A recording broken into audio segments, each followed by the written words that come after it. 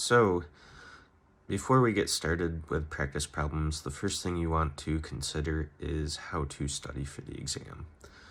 You want to study as you plan to take the exam.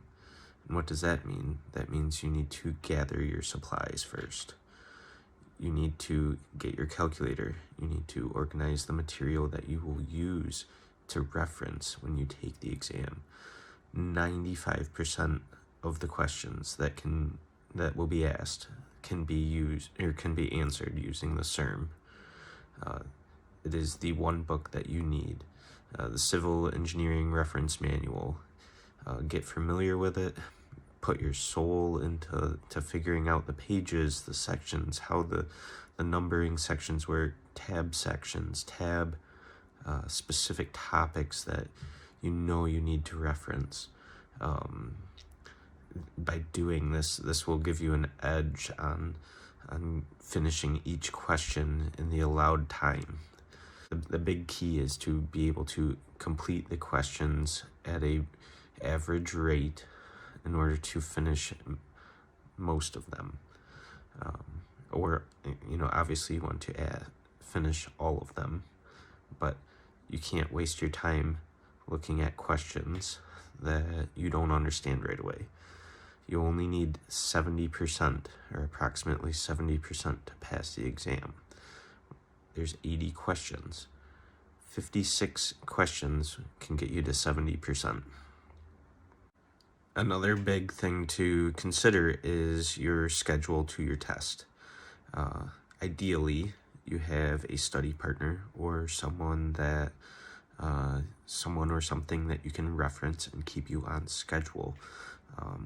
I found having a study buddy was extremely beneficial to me in the sense that I could talk with him and provide him answers that would reinforce the questions in my mind. And it just makes those questions even more second nature than what you already know. It seems silly because you already know it and your partner doesn't, but you will become even better by helping them. They will also know some questions that you will need help on, and that is a huge key, someone to lean on. You'll set a schedule with this person to meet, 1 to 3 days a week, and that will keep you on pace to put in the hours that you need to study to pass the exam.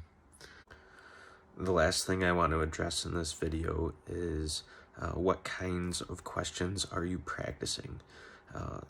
One of the easiest things to do is to grab the NCEES practice exam.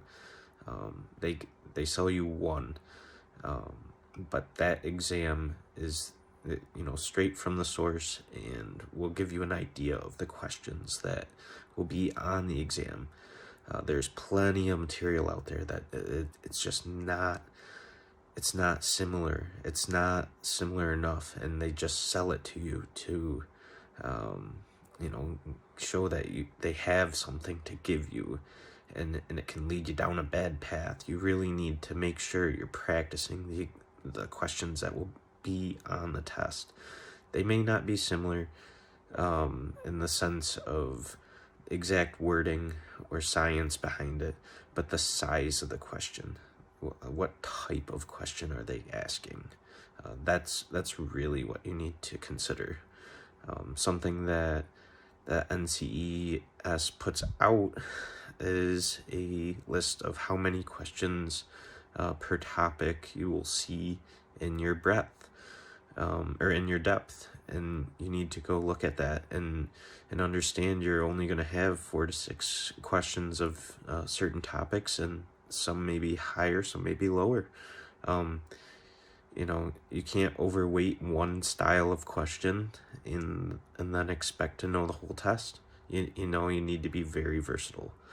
So keep that in mind when studying as well.